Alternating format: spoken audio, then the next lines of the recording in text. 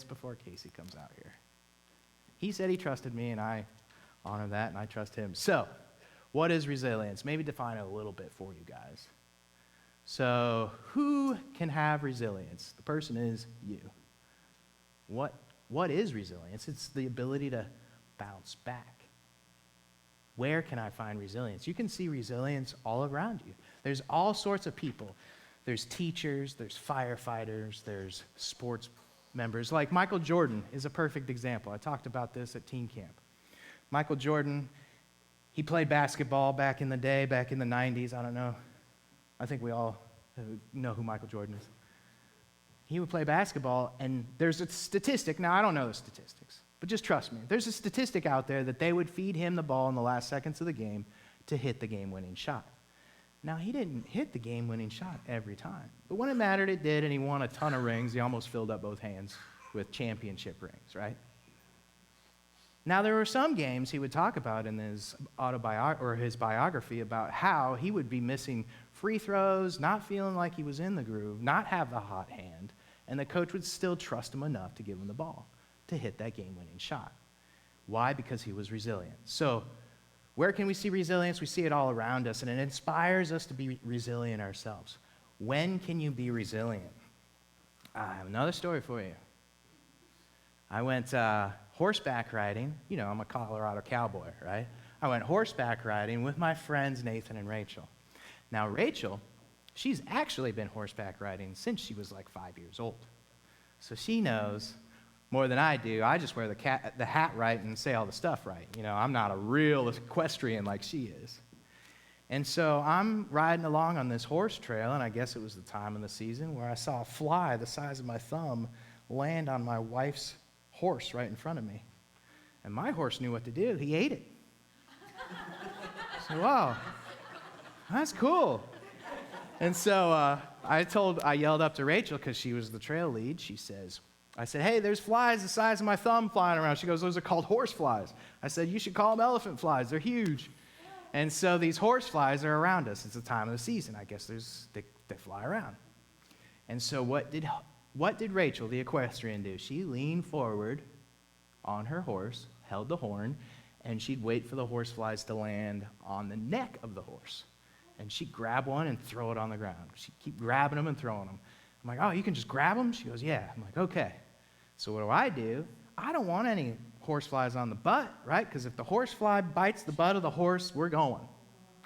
So I'm looking behind me, and I for sure see a fly the size of my thumb land on the horse butt. What do? I'm wearing a ball cap. And I'm up like this. Whammy! I hit that horse's butt, get the fly, and it goes. And I go. Now, I'm in the back of the trail, right? And I'm Colorado cowboy. I got a reputation to uphold. So what do? I hop back on that horse without anybody noticing.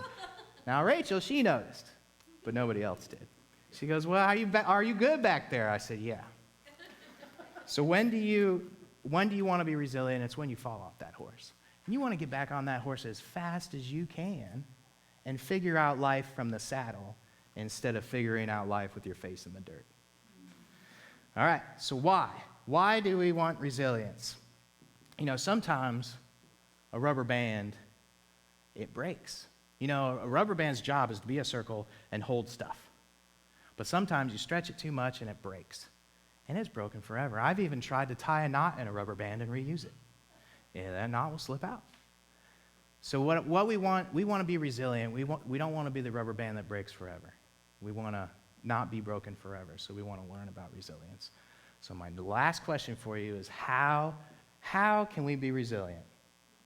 I'm glad you asked. Ladies and gentlemen, Casey MacPherson. My lighthouse, shining in the darkness, I will follow you, oh, my lighthouse. You guys can be seated. Thanks. So Michael apparently decided this morning that I needed a walk-up song, so that was fun. So really quick, to address the elephant in the room, thank you for praying for allergies and stuff this morning, because I've been fighting allergies really bad, so if my voice sounds an octave lower than usual, that's just happened today. So, but I'm going to be resilient and still do this. So here we go. So the topic I have to talk about today is the habits that make a Christian resilient. Originally, Tanya, around the time that Trey was born, had asked if I wanted to get on the schedule to teach again. And originally, she asked me to teach on September 11th, and the topic of resilience came up, and I was like, that's a perfect day for that. And then the schedules changed, and I was like, okay, I guess I'm going to do something else. And God was like, I don't think so. That's what I told you to do. And I said, okay, guess we're here now. So I started doing research on what resilience means. And, Pastor Kevin a few weeks ago did an awesome teaching kind of showing us tools that we can use to study the Word.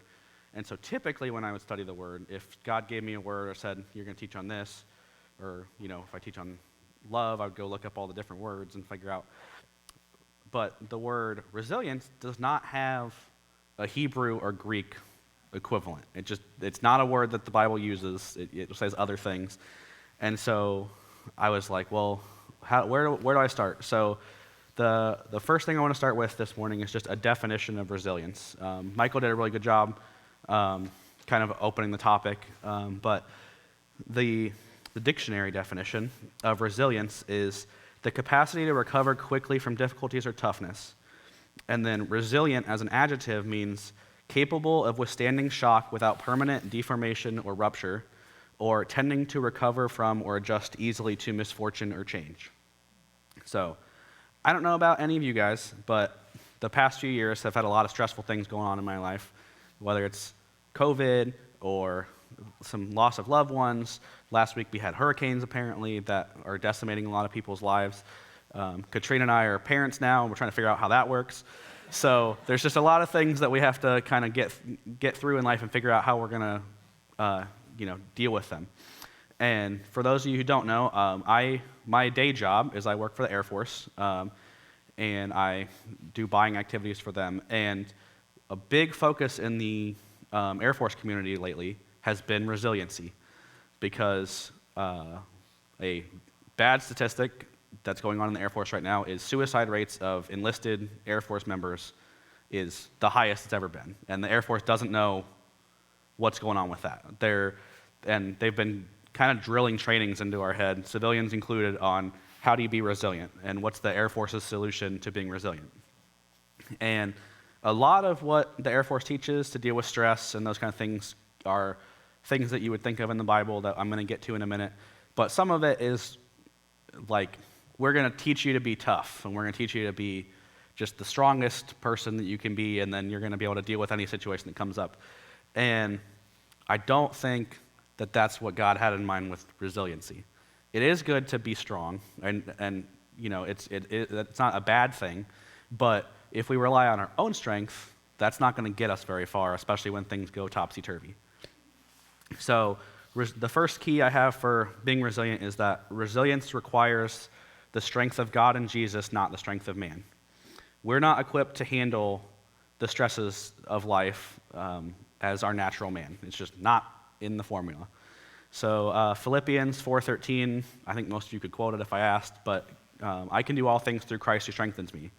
It doesn't say I can do all things through my own strength. It says I can do all things through Christ. It's Christ's strength that lets us do it, not ours. So that's a really important key to that.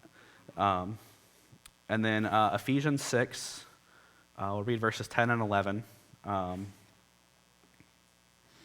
Most of you guys know this section of Scripture as the armor of God section. It's really important. God gives us tools to equip ourselves for battle. 6:10? Cool. Finally, be strong in the Lord and in the strength of His might. Whose might? His. Cool. And then verse 11, put the whole armor of God on, that you may be able to stand against the schemes of the devil. So the armor of God section goes into and says, here's all the different pieces of armor that you need that God gave you. If you read after each one of them, all of them are gifts from God. Most of them are not, go do this hard thing. It's, wrap yourself in truth, wrap yourself in righteousness. They're all things that God gave us. So there is some action on our part, but most of it is accept the gifts God gave you and get ready for battle. And then in verse 18 of the same chapter, so 6:18, something I find really interesting about this is the next thing after he lists all the pieces of armor, he tells you, use the sword, use the shield, blah, blah, blah. And then he says, praying at all times in the Spirit with all prayer and supplication. To this end, keep alert with perseverance, making supplication to the saints. So after giving us all the tools that we need, he says, also pray. Pray, pray, pray. So prayer nurtures resilience. It is one of the things that helps us in our life learn how to be strong and how to rely on God more. We'll go to Psalm 50, verse 15. It says, pray to me when you are in trouble. I will deliver you, and you will honor me. So, first sign of trouble, that's where we should go. Okay, that's right. That's God's precedent, is trouble arises, come talk to me about it. That's the precedent.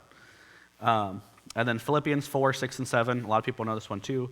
Do not be anxious about anything. Instead, in every situation, through prayer and petition with thanksgiving, tell your requests to God. And the peace of God that surpasses all understanding will guard your hearts and mind in Christ Jesus. So, trouble comes, don't freak out, go to God. That's how resilience starts. When I was working on this topic, I've been talking to Michael for a few weeks about resilience and trying to find some resources on it and just kind of trying to deep dive on it because, like I said, it's not a topic, like you can't just go look at the word and see. God talks about resilience as a word. He talks about it as a concept. It's not really like an old-timey Greek and Hebrew word. And he recommended a book to me by John Eldredge that was called Resilient, so maybe it's important.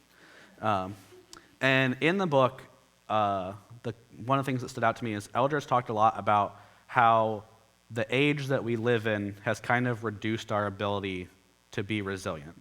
So we live in the internet age. We live in a world where you can go on your phone and get anything in a moment's notice. And what that's done a lot of times is it's made it so that we don't need to rely on God as much because I have a phone that can get me whatever I want, or I have the internet. Yeah, so something comes up and you're sick and you're like, oh, I can get DoorDash and they're going to send me medicine. I don't need to pray. I'm just going to do whatever.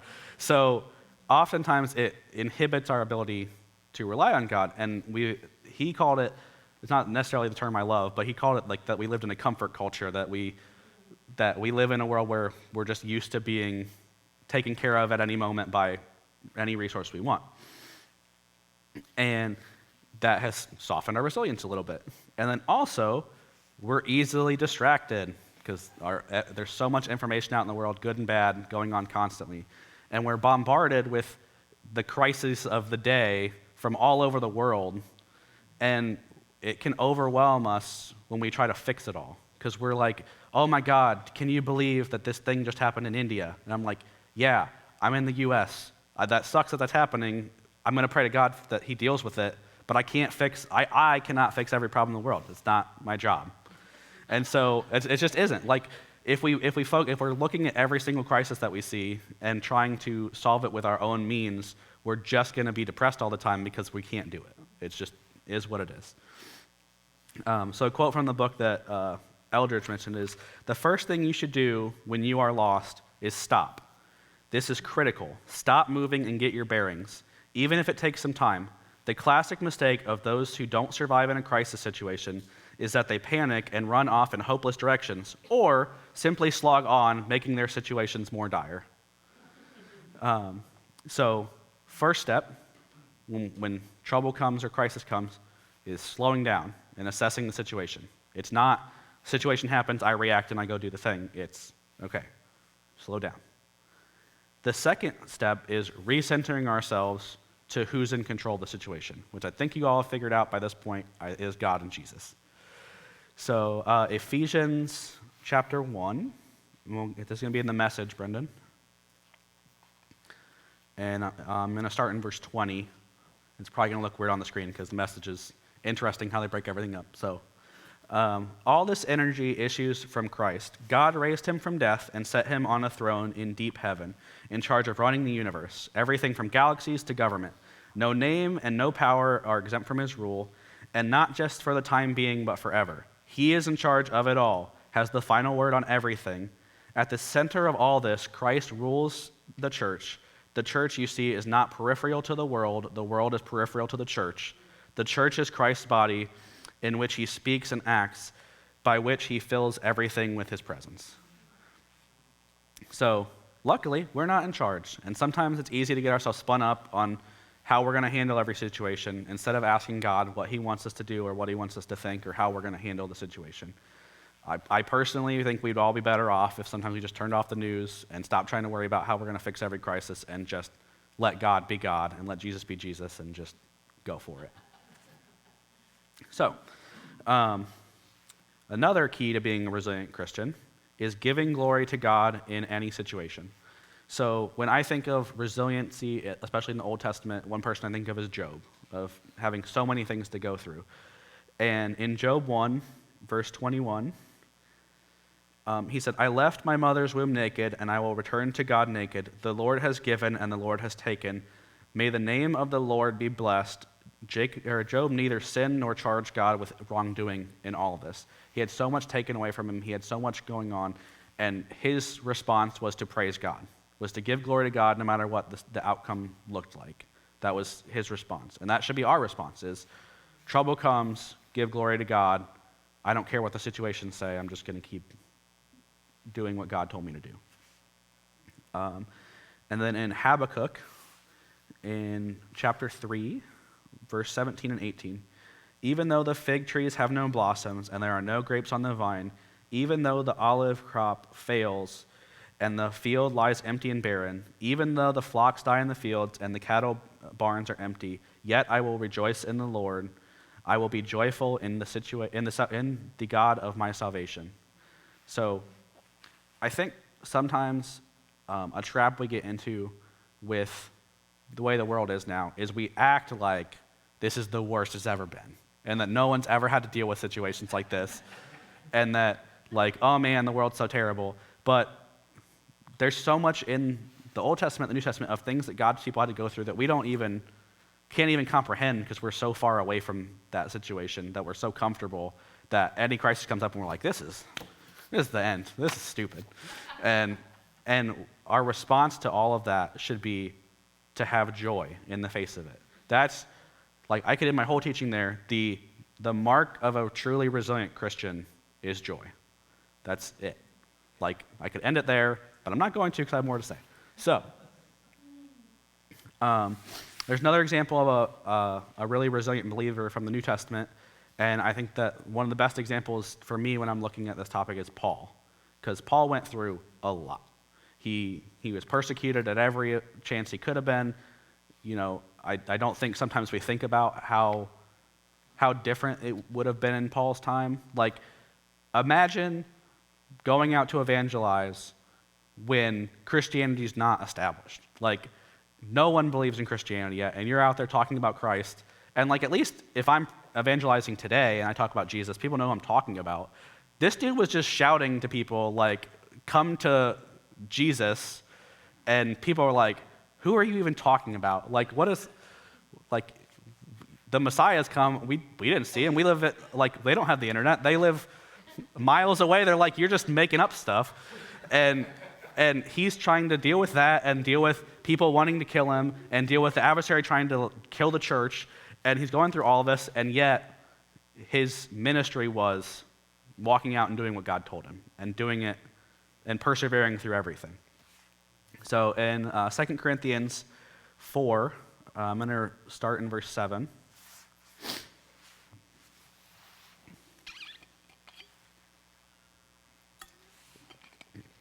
But we have this treasure in jars of clay to show that this all-surpassing power is from God and not from us. We are hard-pressed on every side, but not crushed, perplexed, but not in despair, persecuted, but not abandoned, struck down, but not destroyed.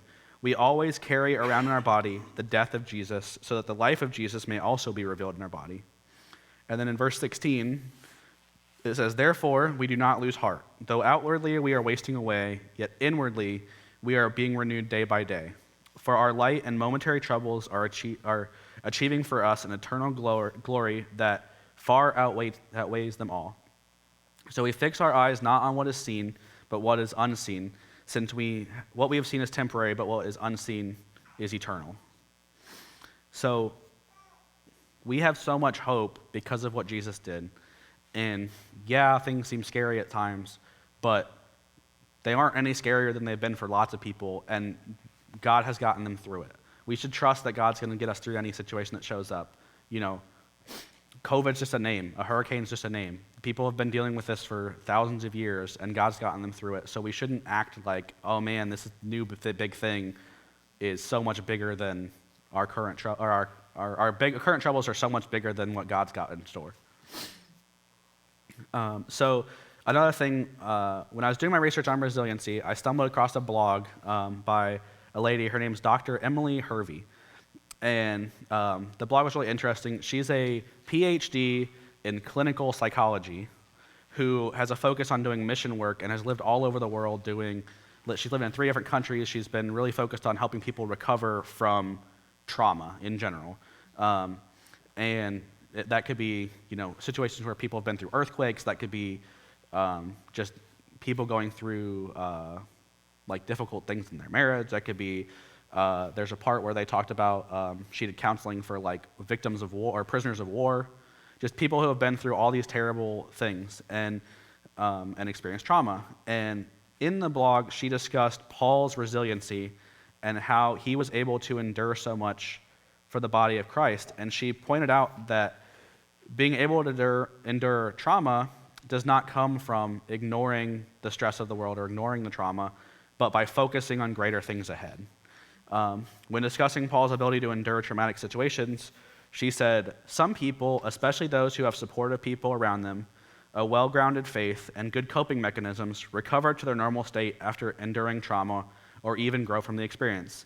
They may show courage, feel challenged, have more determination and readiness to respond, or show a desire to help others, and grow deeper in their faith as they will learn to depend more on God and not themselves. Paul was one of these people. He encountered his own weakness, but showed resiliency, bouncing back from where he was in conflict and fear, and he found comfort through people like Titus and strengthened his relationship with Jesus. Paul was able to go into dangerous situations with a clear head because he knew the future that God had planned. And he decided that was worth any current trials he could go through. There's plenty of examples of Paul going into a situation knowing that the outcome is not going to be really clean for him or not going to be good. Now, I don't mean that to say that we should be reckless. I don't think Paul was reckless in that. I don't think he just went into situations and was like, God's got my back, I'm going to go to where they're going to kill me. Tanya talked about the dream she had that last week, that it kept her out of going to an area that she could have died in. And I think the same thing happened for Paul a lot of times, where God told him, don't go this way, because this is death and I have something for you to do. But Paul also was willing to do that if that's what needed to happen. So same with Tanya. I don't think if you had a dream like that and you knew it wasn't God, that you would be like, I could die here, I'm not going there. I think that really resiliency is, if God tells me to go there, if I die, I die. But if he doesn't tell me to go there, I'm going to follow the path. And, it's interesting that Paul multiple times says, I'm ready to die for this because Christ died. I know I'm going to go the same place as him. So we have to go into situations trusting that we're going to have a good relationship with God and that we're going to follow his example and that we're going to go where he tells us and not go where he doesn't tell us.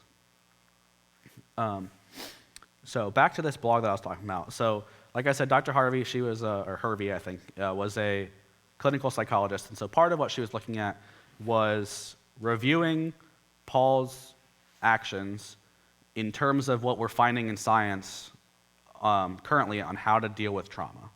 So she's really big on how do we get people through traumatic things, how do we get them through the struggles of life, and she was mentioning that there's a lot of scientific study going on, and how does that fit with God's plan for being resilient?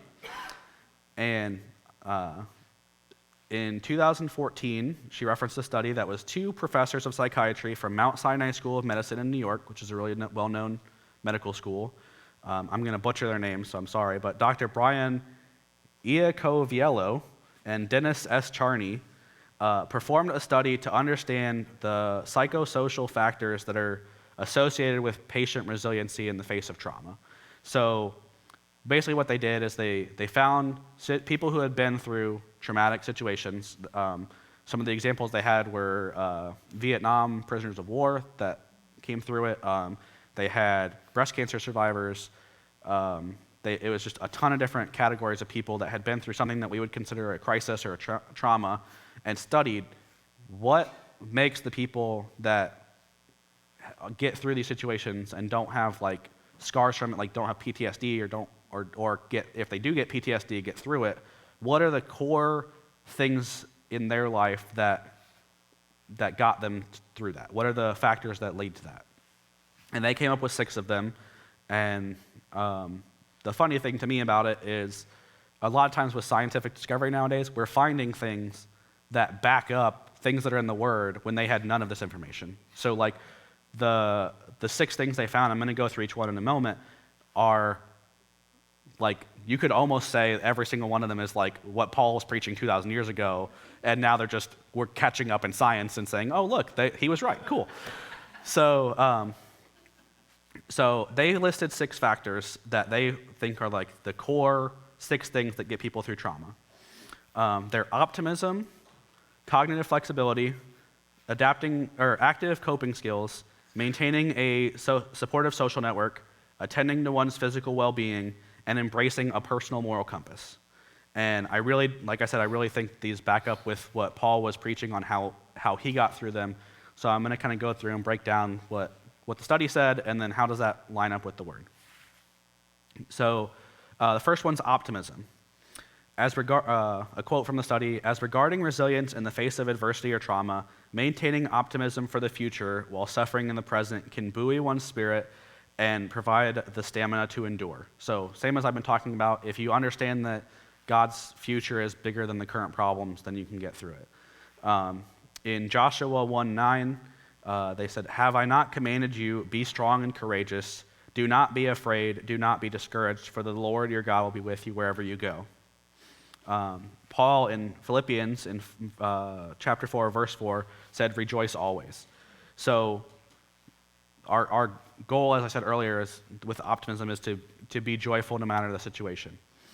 Now, I don't think that's being blindly optimistic. I don't think it's, every situation there is a season. So I'm not saying, let's put on a church face and pretend like everything's fine. That's not what optimism is. But it's looking forward to the things that are ahead of us and putting the amazing things God has for us above the negative things. Now, I'm a parent now. I have been for a few months. So clearly, I know everything about parenting. But, clearly I'm an expert now. This is not a criticism of anybody in particular. This is just a trend that Casey has noticed as being a parent, which is when we got pregnant and we were having all these difficulties with the pregnancy, there was a lot of stuff going on. It was really hard, and we were saying, hey, we need to just be positive about this, and we know what God promised, so we had to be positive about it.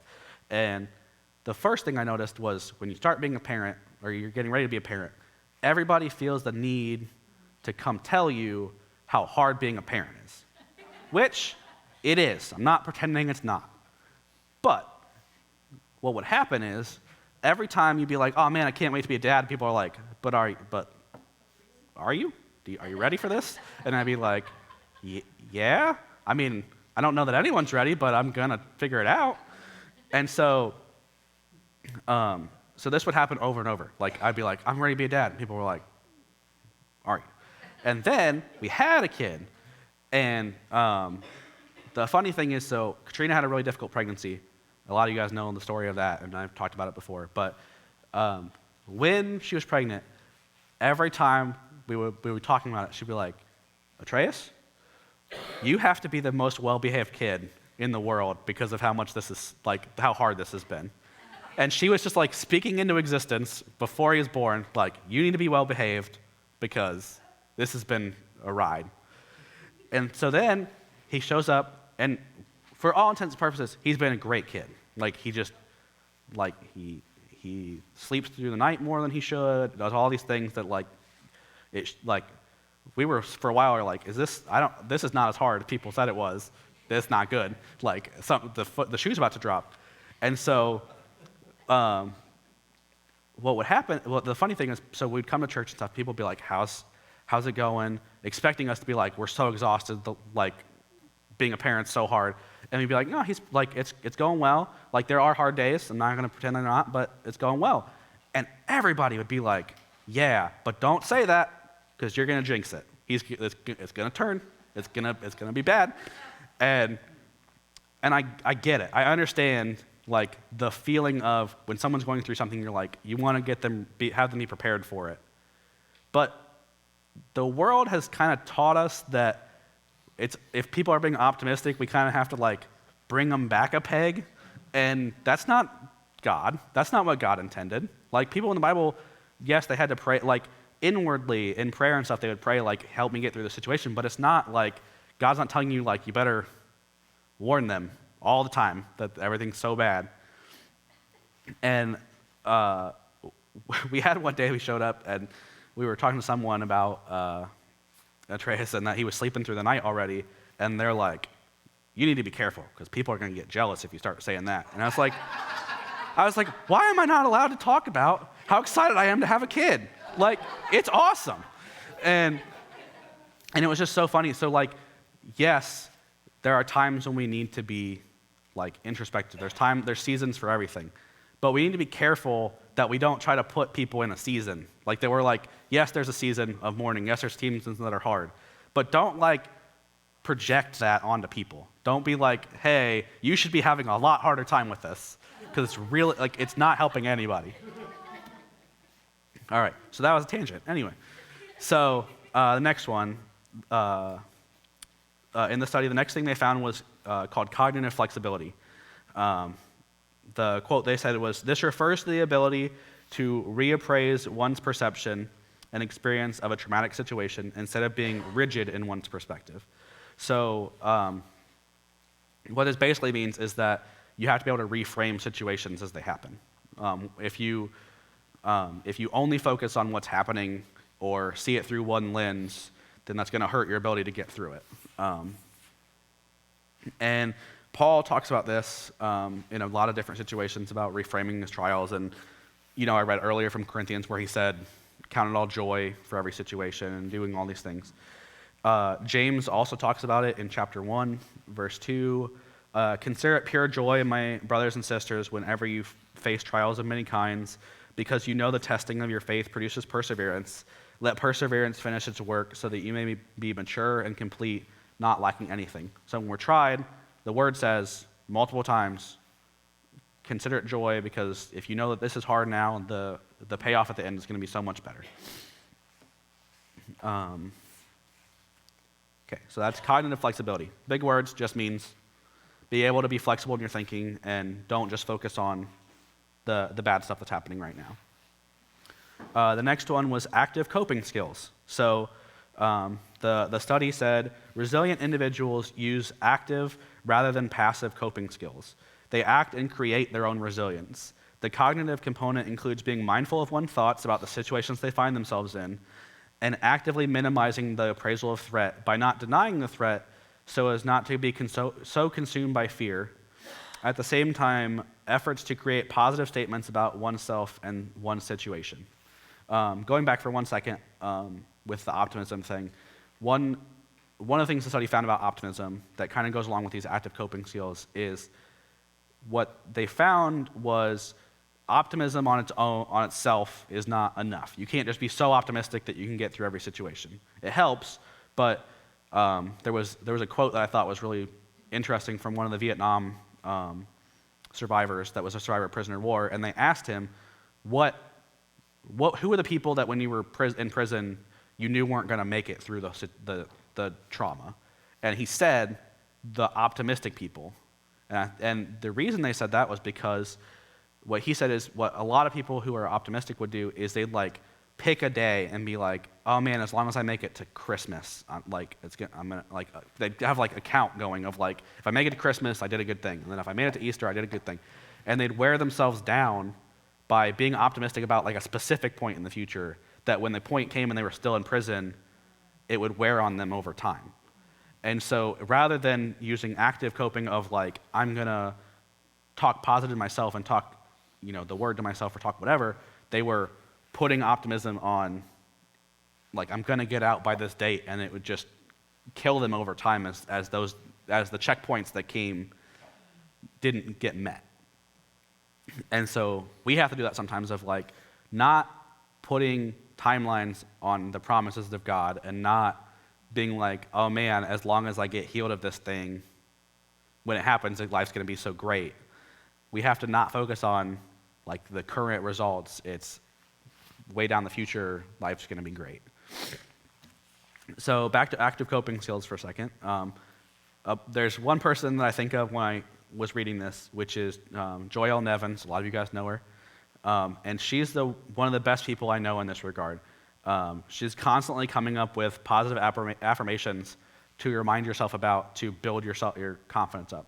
And so when trauma comes, and difficult situations come, you have to have things that you can tell yourself about, counting every blessing, about here's the good things that are happening in my life. Here's, this situation might suck, but here's what's going to get me through it. And if you have those, you can really build your confidence and build up your ability to get through them. Psalm 19, verse 14 says, "Let the words of my mouth and the meditation of my heart be acceptable in the sight in thy sight, O Lord, my strength and my redeemer." So to me, that verse is talking about let my talk to myself be positive or be godly words, because that's going to build myself up. And it also means not being so hard on yourself. So Katrina's going to laugh at me because I was talking to Kevin about it this morning. I've been obsessed with this show lately called Ted Lasso. I don't know if any of you guys have heard this, but it's an Apple TV show. It's about a coach that he's an American football coach, gets hired as a soccer coach purposely to fail because the person who's running the organization wants them to fail. And he knows nothing about soccer, knows nothing about, doesn't know the rules of the game, and gets hired to be a coach and just comes in. And everybody wants to hate him, and he's just ridiculously optimistic. And is that's his thing. He's just going to have he's just I'm not here to care about the rules. I'm just here to be a good coach and to make these people's lives better, and that will make them better soccer players or football players if you're European. And he had a quote in one of the first episodes where a player did something and it ended in a poor result, and he said to the player, "Do you know what the happiest animal on the planet is?" Any guesses? I know Katrina knows, and I know Hayward probably knows if he remembers. Koala? Nope, not a koala. So it's a goldfish, because they have a 10-second memory. So they're very happy all the time. So the point of that is, it doesn't mean to ignore our problems, but we should have a short memory for when we miss the mark. When we have problems, we should have skills of we should be able to encourage ourselves and also have a short memory for it. That happened, but we're moving on because I got bigger things to do. I can't be so entrenched in what happened that I don't move on. Okay, next one in the study was maintaining a supportive social network. And there's plenty of examples for this. In 1 Thessalonians 5, verse 11, Paul said, "Therefore, encourage one another and build one another up, just as you are doing." In Ecclesiastes 4, verses 10 through 12, it says, "For if you fall, one will lift up his fellow, but woe to him who is alone when he falls and has not another to lift him up. Again, if two lie together, they keep warm, but how can one keep warm alone? And though a man might prevail against one who is alone, two will withstand him, and threefold cord is not quickly broken." It's a verse a lot of you guys know. It's important to have people around you to help you get through situations. In Hebrews chapter 10, verse 25, it says, "Not neglecting to meet together, as is the habit of some, but encouraging one another, and all the more to see the day drawing near." So we should encourage each other with the facts of the gospel, of what we have in store, and also we should make time to be together because it helps build our strength up. One thing that I thought was interesting was it's important to have a social structure in your life of being able to be there for your friends and just be in a situation with them. You know, we don't always need to go into problem-solving mode. I think a lot of times someone comes to you and they're like, man, this situation sucks, and my response is, okay, here's what I'm going to do to get you through it. And sometimes it's just, nope, I'm just here to be there in the thing with you, and God's going to take care of it, but I'm just going to be there as a friend. Another Ted Lasso quote, because I thought it was really fun, was in the show there's an episode where Ted walks in and the manager or the owner of the club wants to talk to him about a situation that's going on with her and it's stressful. And she says something and he comes in and starts going on about how he's going to fix it. And she gives him a look and he goes, oh, right. Sometimes girl listen means girl listen. And I just thought it was really funny of like, a lot of times we get so spun up on here's how we're going to do this that we don't just listen to people and say, yeah, that situation's hard, but it's going to be okay. Not here's what you should do to fix your problem, or here's how you should better yourself, or whatever. Doesn't help people all the time if you're just only in problem-solving mode. Another thing, this is just another Casey observation. You can take it or leave it, but there's something I've noticed too in our society with parents, and it's as a youth minister, I've seen a lot of teens and young adults that have confidence issues of some form or fashion. And one of the trends that I've noticed in our society is that a lot of times what happens is parents don't always take an interest in the things their kids are interested in, and it shoots the kids' confidence. And not saying that you should be into everything, but like I have a family member who's really into YouTube right now, just like loves watching YouTube videos, loves the idea of being a YouTuber or like the lives that they live, and really wants to get into, like, her goal in life when she grows up is to be a YouTuber. And her parents are like, this is the stupidest thing in the whole world. Like, what are we talking about? For some of you guys, this would be the same as like when your kid's being like, oh, I'm going to be a TV star. And I'm not saying that you have to be all happy about it, but it's important sometimes to take an interest, because this family member of mine calls me sometimes to just talk to me about YouTube because her parents think it's really stupid. And so her confidence constantly is just shot because this is the one thing she's super passionate about, and her parents could not care. They just don't care about it. They think it's so stupid. She's never going to do this. It's not a lifestyle, blah, blah, blah, blah, blah.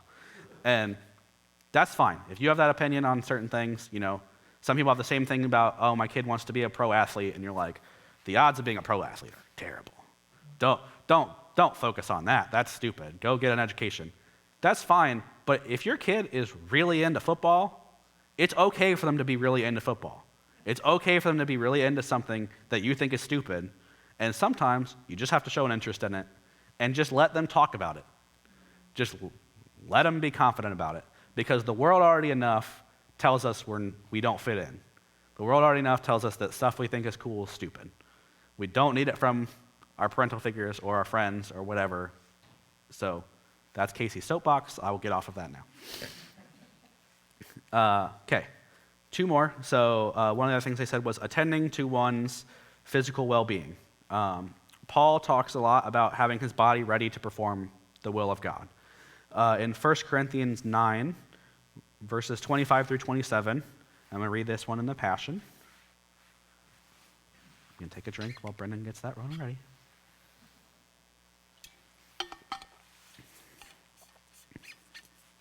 Cool. A true athlete will be disciplined in every respect, practicing constant self-control in order to win a laurel wreath that is quickly withers. But we run our race to win a victor's crown that will last forever. Verse 26. For this reason, I do not run just for exercise or box like one throwing aimless punches, but I train like a champion athlete. I subdue my body and get it under my control so that after preaching the good news to others, I myself won't be disqualified. So it's important that we are physically well and that we take care of our bodies so that we're able to go through the things God has for us.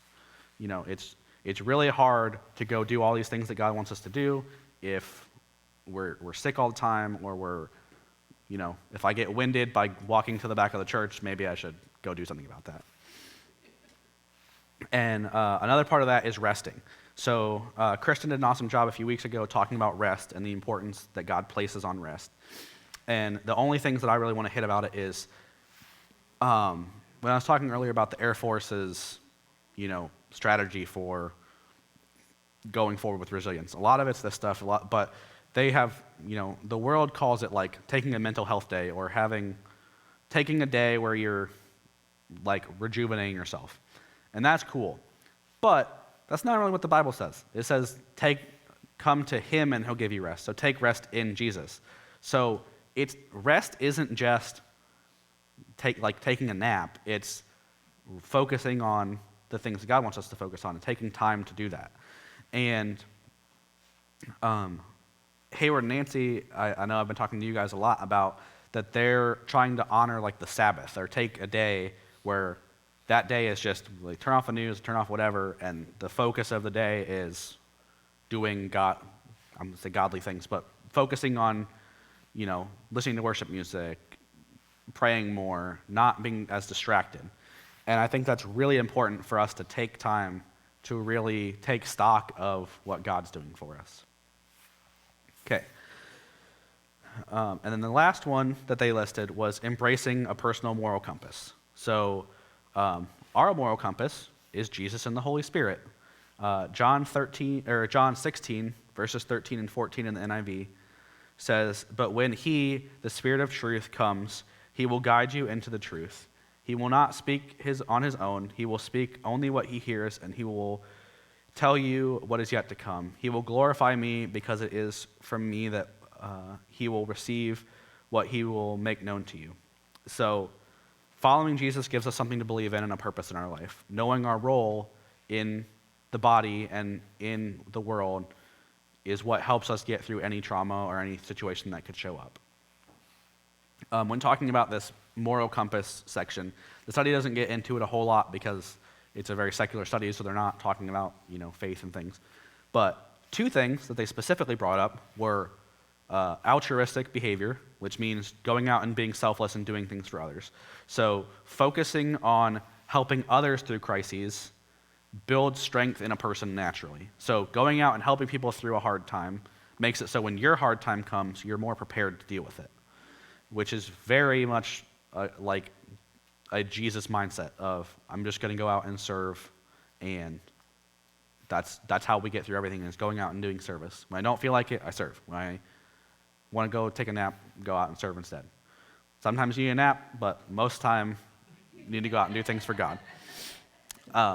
And then the other one they called out specifically was the importance of faith in people's life. Now, they're talking about it in like, oh, you got to believe in something, but it's interesting that like a central fact that they found in a scientific study of how do you deal with trauma and how do you get through PTSD and all these things is you need to have faith.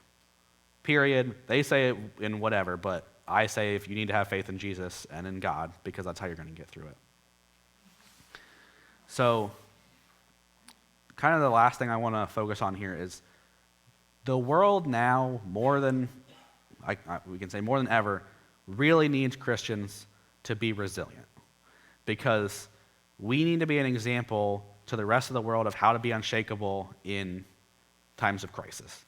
And I don't think that we're always good at that. I think a lot of times, like I said, we get so focused on what's going on in the world and how do I deal with this, and whether it's political stuff or whether it's, oh, I need to take care of this crisis or whatever, we get so spun up, and we should be so resilient and able to bounce back from these things that the world takes notice, that people take notice of, hey, how come they're happy when this situation just happened, or how come they're able to focus on the mission when life's hard.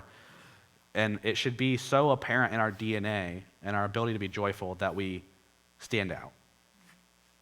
And if we really want to be ready for all the things that come at us, we should just have the joy of the Lord constantly. And we should pray to God for strength. We should pray that he makes us resilient, that he gives us what we need, that that Jesus is on the throne, and he's going to take care of any situation that we could get through. So I just want to pray for you guys before I'm all done. So Heavenly Father, right now, I just pray for rejuvenation. I pray for strength being poured down, your strength being poured down on this congregation. I pray that you remind people and open their eyes to their understanding that they can do nothing on their own, but that you do everything for them, that you give them strength, that you take care of them, and that you remind them to take time to rest in you. You remind them to take time to really just be with you, be focused on you, not focused on all these things in the world that are trying to grab our attention.